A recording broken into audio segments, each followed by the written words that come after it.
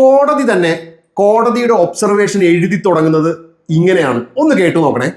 Going by the CD file one can see that there are several doubtful circumstances. ഒരു bail ഓർഡറിൽ ഒരു judge ഇങ്ങനെ എഴുതേണ്ടി വരുന്നത് എത്ര കഷ്ടമാണ്.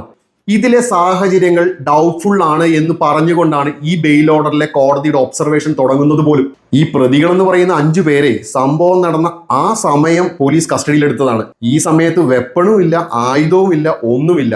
അവിടെ നിന്ന് പോലീസുകാർ തന്നെ പിന്നീട് മൊഴി കൊടുത്തു ഇവരുടെ കയ്യിൽ കറുത്ത തുണി മാത്രമേ ഉണ്ടായിരുന്നുള്ളൂ എന്ന്.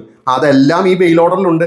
ഈ കറുത്ത തുണി എന്നു മുതലാണ് മാരകായുധമായത് എന്ന് അന്ന് പറഞ്ഞതാണ്. ഇന്ന് ഞാനത് വീണ്ടും ചോദിക്കുന്നു. ഇന്ന് മുതൽ കറുത്ത തുണി ഒരു മാരകായുധമായി പരിഗണിക്കുന്നതാണ്. ഈ കേസിലെ സംഭവ സ്ഥലത്തുണ്ടായിരുന്ന പോലീസുകാരും മറ്റ് ഇൻഡിപെൻഡന്റ് സാക്ഷികളുടെയൊക്കെ മൊഴിയിൽ ഒരു മാരകായുധവും ഉണ്ടായിരുന്നതായി ആരും തന്നെ മൊഴി കൊടുത്തിട്ടില്ല. സാധാരണ കേസിൽ പോലീസ് കൃത്യമായി മാരകായുധങ്ങൾ സ്ഥലത്ത് കൊണ്ടുപോയി ഒളിപ്പിച്ച് വെച്ച് ഇവരെ കസ്റ്റഡിയിൽ കിട്ടുന്ന സമയത്ത് അവിടെ പോയി എടുപ്പിക്കാറൊക്കെ ഉണ്ട്. സംഭവ സ്ഥലം കഷ്ടകാലത്തിന് റെയിൽവേ സ്റ്റേഷന്റെ അകത്ത് CCTVയുടെ സർവൈലൻസിന്റെ കീഴിലായി പോയി. പോലീസുകാർക്ക് കൊണ്ടുപോയി റിക്കവറിക്ക് ആവശ്യമായ മാരകായുധങ്ങളൊന്നും കൊണ്ടുപോയി വെക്കാതെ പോയത് ഈ 5 ചെറുപ്പക്കാരുടെ ഭാഗ്യമെന്ന് മാത്രമേ പറയാൻ കഴിയുള്ളൂ. ഇത്തരത്തിൽ ഓരോ കാര്യങ്ങൾ വിശദമായി പറഞ്ഞിട്ടാണ് കോടതി പ്രതികൾക്ക് ജാമ്യം കൊടുത്തിരിക്കുന്നത്. ചുരുക്കി പറഞ്ഞ ഒരു തെളിവുമില്ല.